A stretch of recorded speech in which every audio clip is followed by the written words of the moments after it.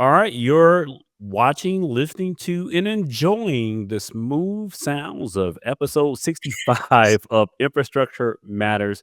It's just me and Camberley this week. Dion is busy interviewing CEOs. He's released this huge CIO study on spending and trends. If you haven't heard about it, read about it, visit futurumgroup.com to find out more.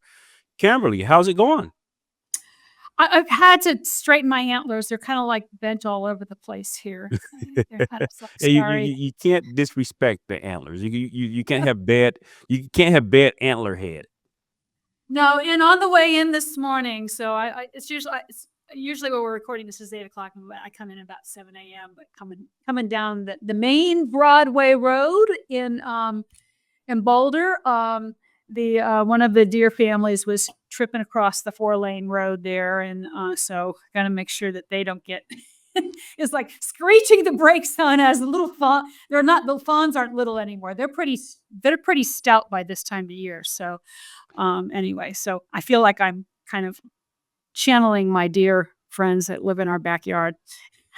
Yeah, yeah. You know what? We didn't have it on the agenda, but you mentioning being in the office in Boulder, we got a big air conditioning upgrade. What was Oh it, yeah. yesterday? It's been all week. So yeah, they had to rerun a bunch of electricity as well. And we've got, quite a bit of money that got dropped into some new air conditioning because there's certain companies that we have certain pieces of equipment that are blowing up the data center, and just the air conditioning has not been able to keep up with it. And so maybe someday will be a water cooled engine here. Because it's the good news is that the guys here are super busy at the lab. The bad news is that they're super busy and they're working all over throughout Christmas. So they're not happy about that right. Yeah. Cooling is one of those data center coolings is one of those thankless jobs. Like no one notices it. The equipment stays cool and stays up, and no one really notices the those benefits other than it's more reliable and more performant. Well, when we had fortunately, we're not a high availability center and that kind of stuff, but we had some spikes that caused things to bad spikes. I mean, we're like pushing up to 100 here, and so I mean, that I think gives an idea about the panic that's probably in some of the other data centers that are going on. And we didn't even have the GPUs here yet. That's going into another data center that's in another location. So that's a super excited. I can't talk about it yet. I don't think we can talk about it yet, but No, super you get excited about that. No, yeah, but right. lots of big stuff, big lab, everything else. The boys are going to have many toys. I'm sorry, there's So probably many girls toys involved coming too. So along. the boys and their So toys. let's start off the conversation. Your data infrastructure industry in 2024 M&A. Let's talk about the year and kind of review. What was the big news of the year? Well, when people come and talked about data and data storage, they are often thinking that it's kind of one of the boring things of the world. Especially when I've hired millennials over the years and have to tell them there's quite a bit of exciting things going on here. Some people love this world, and stuff. So I was just reflecting on, especially as Kioxia just IPO'd this last week. Um, 18 billion, I think, is what they are. No, sorry, 5.8 billion is kind of valuation or something along those lines that they took out. That's a hard drive in. Well, there's solid state drives, et cetera, out of Korea. I mean, big IPO for a company. This last year, we've had a whole bunch of M&A and efforts. We've had and also investments. Veeam took a chunk of change this year, and they from a multiple investors coming into them. And they're still privately held. And so their valuation, I think, came up to 15 billion. They're a data protection company, guys. I mean, how boring can you get around data protection? I mean, it's just not as sexy as AI, but here they are. And when you don't have your data, you know it's bad. The other thing that happened with the big stuff was the Veritas Cohesity relationship that caused Veritas to split into two. So some of the stuff went over to Cohesity, and they're now this another big, huge data protection firm. And they spun off another portion of it, which was Arctera, and they're at 400 million ARR run rate. And all their products are Rule of 40 kind of environment. So they've created these three divisions that are offering governance, data protection, and high availability capability. So see what they do. They may sell off those pieces over the next year. We are seeing Western Digital, WDC, split apart. We're going to see Western Digital, WDC become the hard disk guys. I thought hard disks were dead, but they're not. And then we have the other side they're splitting off is the SanDisk side, and that's going to be this all solid state stuff. So we'll see some more competition with Samsung and those kind of folks. Nasuni got a big investment from Vista, came out with a $1.5 billion, you know, valuation for a global file system. I mean, And we're talking. that's I'm amazed that they're still around and that they haven't been subsumed by all of the other global file systems. But kudos. Exactly, and then you got Wicca as well. They raised another $140 million, and they were valued at 1.6 billion. So I mean, it's kind of like if you're not valued at $1 billion. I mean, we used to say those were the unicorns, but these were all. I guess all of this is unicorns. How can they? Unicorns are supposed to be something unique. It's no longer unique to be $1 billion valuation. So I guess the really unique one would be Databricks, right? And you were talking about what happened to Databricks. Yeah, that this you talking about eye popping. It would be amazing to value a company at $10 billion. They're not publicly traded. They had a J round. I didn't know J rounds existed. $10 billion raise, which values them at $62 billion. And I think it shows you where, AI is influencing companies like Vast and all of these companies that enable AI, enable the concepts of data lakes and data warehouses and centralizing data and making data more accessible to AI. But that's a eye-watering raise. They now have the record for the largest private raise ever. That's just mind-boggling. I mean, it's just even when you talk about the open AI kind of stuff, it was Yeah. Yeah, I think here's this OpenAI was the infrastructure matters. largest before that at 6 point something billion, so they beat OpenAI by, 3.5 billion, something like that, and $3.5 billion raise would be an amazing raise. So, I think unicorns I think we need a new name for unicorns, maybe super unicorns or nothing. I have to consult my 5 and 6-year-old nieces to find out what's more unique than a unicorn. That's true. And then thinking about 2025, if the market continues as strong as it is, even though we've had a little bit of a leak, kind of expecting a bunch of IPOs, which I already mentioned, WDC, SanDisk, flipping out. And you mentioned Vast Data. It's a good probability that Vast will go out, IPO. Solidigm sometime in the next 12 months or so. There's another solid state drive player. Vast is a big file player for AI, and then maybe Veeam. Mm. Maybe not. I don't know if it'll be this year, maybe 18 months, but they're going to want to look at it. My big concern is, as personally in my investments, is thinking about, are we overheating again? Yeah, And that's the AI's question, right? Are we overheating?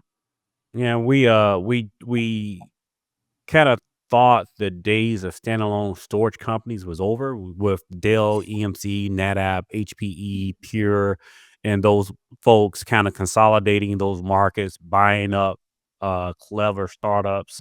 But the M&A from the big guys absorbing the Wickas and the vast datas of the world kind of dried up, right? And it's now these companies are showing that there's still innovation to be had. Veeam is a backup company, and Cohesive is making waves. Rubrik already went public earlier. Was it this year or last year they went public? It's been, I think, about a So I year, think about 2 years ago. So there's still, I famously wrote, did a podcast maybe about 5 years ago that said enterprise storage was boring. It's far from boring. It's very active and maybe overheated part of the investment in IT landscape space. Well, this gets back to Dion's CIO Insight survey. What's number one on the survey? It's on top of mind, cybersecurity. Number two is AI, right? And when you look at that, what's going on with the data protection is also, if we did a drill down into the other data that we have on the data protection side and the cybersecurity side, is they, being enterprises, are looking very strongly at how they're protecting their data, because of the ransomware threats, et cetera, which is continuing to ramp up. Last week, we talked about quantum computing and where that was going and how fast that's going to come and hit us in the butt for security reasons. So why those guys are getting the valuation is, they're linked to those two trending areas that can have maintained strength. Cybersecurity has been at the top of the list now since 2020, since we hit the fan with COVID. And it's gone bonkers, and it's continued to be bonkers. There's no panacea to, Yeah, it's and AI seems to be AI and security are linked at the hip. There's I think we could do probably a whole episode on how AI and cybersecurity are interesting bed partners. Moving on to, more investment news. Broadcom now a $1 trillion company. They've joined the $1 trillion club. Maybe that's the ultra unicorn riding on enterprise software uh assets. So Broadcom, there's a lot going on with Broadcom these days. They're talking about their AI chips and AI strategy. There's plenty going around in their network BU around their network chipsets that drive everything that's not named Cisco, and in some instances, some lower end Cisco solutions. They're everywhere, but the probably most interesting news is VMware. It's more profitable than Broadcom thought it would be at this point, and they are approximately, the estimates are about 50% of Broadcom's $21 billion in software revenue this past quarter. Somewhere around, I think VMware's last revenue numbers was uh, $13 billion for the year. So, and I think that's the annual number. So year over year, VMware is up 10%, I think, in profitability. It is a really interesting story. It's been, I think, a wonder story for investors. Customers, well, the jury's still out. I think a lot of enterprise customers are still kind of not, let's say, all in this transaction and what it means for them. and the conversations that I've had, continue to have, and I'm sure you're having, is that they're not migrating necessarily off of VMware. They're developing off of VMware, which means you have a very long tail, just like you have with the other huge investments that he's made in mainframe, right? So, I think that the profitability and the valuation that they have, et cetera, is it's probably super solid.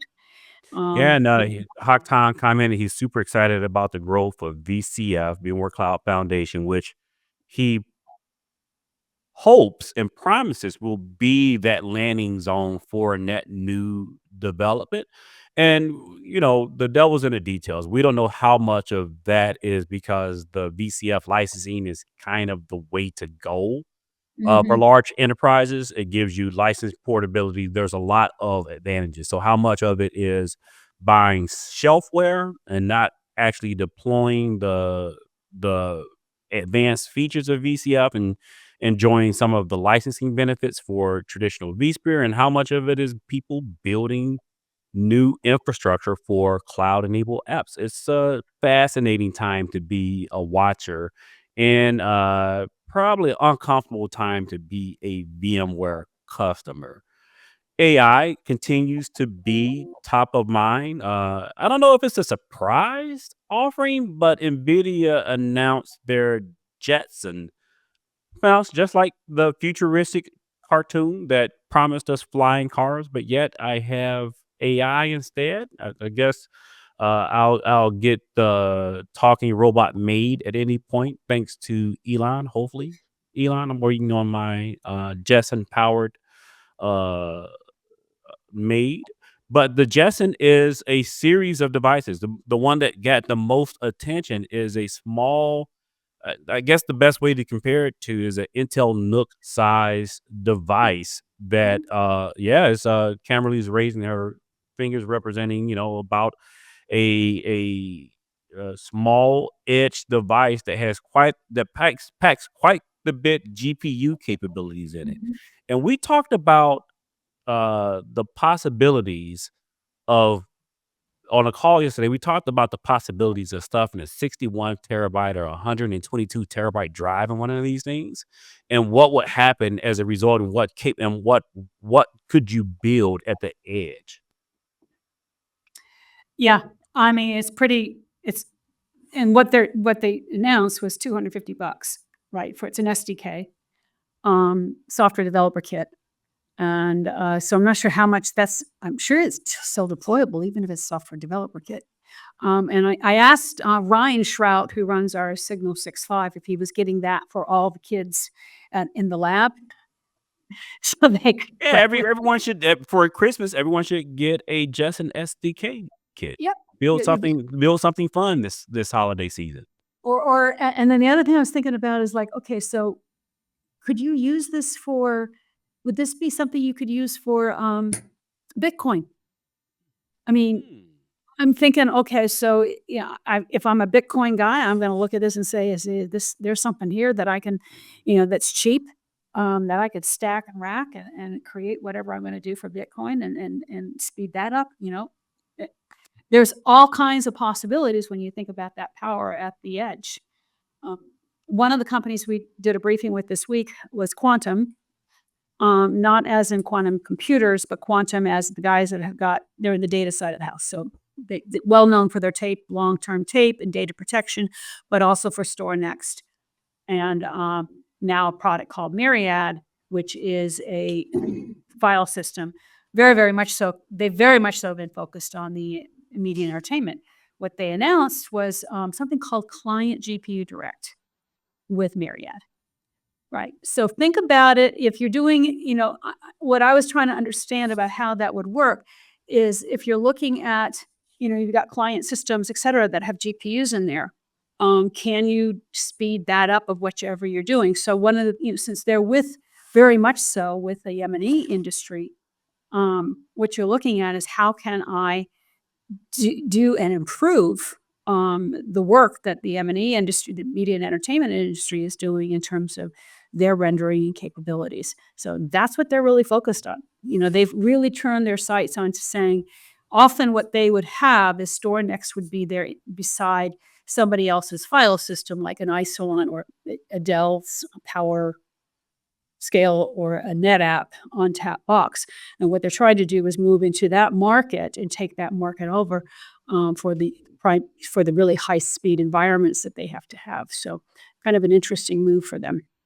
Yeah, and I remember talking to a company that did kind of data or SQL acceleration. They presented at a tech field day, storage field day event. This is a couple of years ago, but the idea was to take GPU accelerators and put them in line with data storage devices like a Mm, Dell storage array or any one of the storage array vendors, and accelerate the processing of data for, and I think this is a little bit before the AI craze. It was for mm, data analytics, but the math remains the same. If you can accelerate the injection of data and creating vector databases and all that good stuff, if you can accelerate that, that better that better aligns to your AI objectives and performance needs. So I can absolutely see this Jetson being used for stuff other than raw AI inferencing at the edge. Nvidia talked about plenty of services. They really want to push their software services as wide as the SDK. They want to push NIMs.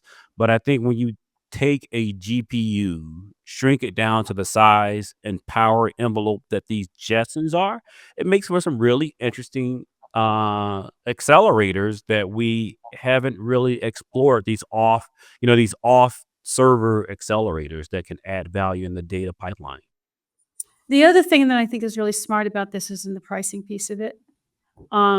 So what we've seen historically is technology companies will seed the market of students to learn their technology, and in hopes that when they move into working for full time in primary companies, they're going to say, "We want this, we want this." So if I'm seeding and one of the strengths that Nvidia has is all their software.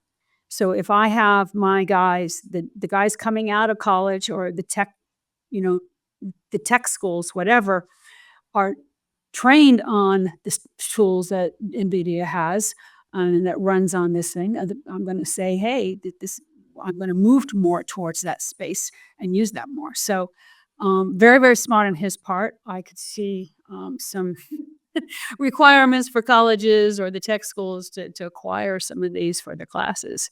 Or just be in part of your computer that you have, especially if you're, a comp sci major in AI or a data AI major, something along those lines. Yeah, my youngest son just finished a program maybe about 5 years ago. He's 5 years into his career, so this would be the Raspberry Pi Yeah. requirement of computer side students. I think it's important to highlight that this isn't a new idea. This isn't something that Nvidia just a space that Nvidia has developed. There are all alternatives. Intel, AMD, other companies have talked about putting this much compute or similar compute at the edge. Maybe different form factors. The AI PC is kind of an attempt at Mhm. some of this capability. I think Daniel looked at a post from Daniel Newman, our CEO, a couple of days ago, and I think he called the AI PC super cycle a flop. So it did not. That was kind of provocative. I'm pretty surprised that was not picked up by some of the financial media. But yes, this is not a new thing. So whether or not it's successful or not is an interesting question. I talked to some of our peers in the industry as part of the Great Beers on Storage podcast yesterday. We're talking about the opportunity for inferencing in the enterprise. And I Mhm. don't think I personally, we haven't done enough research on this to validate, but I don't think we're going to see a huge bump in acquisition of hardware for inferencing in the enterprise. I think most enterprises are going to use their existing VMware vSphere clusters, their Intel and AMD uh, Mhm. fourth generation CPUs in the case of Intel, Epic CPUs, and the built-in AI acceleration. Our former peer would tell you that IBM's mainframes have really great built-in acceleration that we'll see a lot of AI on CPU and smaller accelerators, and we won't see a hardware bump. So it's going to be an interesting impact on the market. May not be a bubble in the sense that AI is disappointing, but we won't see the demand that we're seeing on the training side. Well, so one of the things that Dell as well as HP.com, not HPE, HP.com have talked about is the coming refresh cycle for desktop PCs, right? Those areas. So they have talked about, and I don't know that market, so I'm way out on my No, skis we need here. to have Olivier on the Yeah. line. And Olivia had talked about this in one of the meetings when I was sitting with him, saying, really smart guy. And that there's they're aging. There will be a cycle of refresh, not driven by Windows 11, thank God. They asked me again this morning, "Do you want to upgrade?" No. No, I'm Um, fine. Thank you. no, I'm thank okay. you. I finally have my system exactly like I want it. Don't muck with it. Anyways, but talking about you have PCs that are starting age because there was a big cycle of PCs, I guess, 20 2020, 2021. So we are 3 years in, into that cycle, and so they're expecting this to cycle again this next year. At least that's where some of the valuations were put or have been discussed in terms of where they're going, especially with Intel and those other companies I'm talking about. So maybe with those, when you upgrade, you automatically upgrade to an AI PC because why not? Because you need it for, I don't know, Copilot or something along those lines. So we'll see. Maybe we'll get Olivia on here to talk about that with everybody. So I It's not want to interesting. Yeah, it's not infrastructure, it's infrastructure adjacent. But pulling the conversation back to infrastructure and kind of a tease of our predictions, we all always have to do a predictions podcast for the new year. We're coming up on the end of a cycle for data center though. So the Mm. after the huge shift in work from anywhere, we completely jiggered our data center designs to accommodate work from home. We're coming on a mass refresh of that whole investment period. Any off the cuff insights that you think, will any markets, any vendors you think we should be watching in 2025 as part of, I think this, what I'm predicting is a hyper refresh cycle for the data center?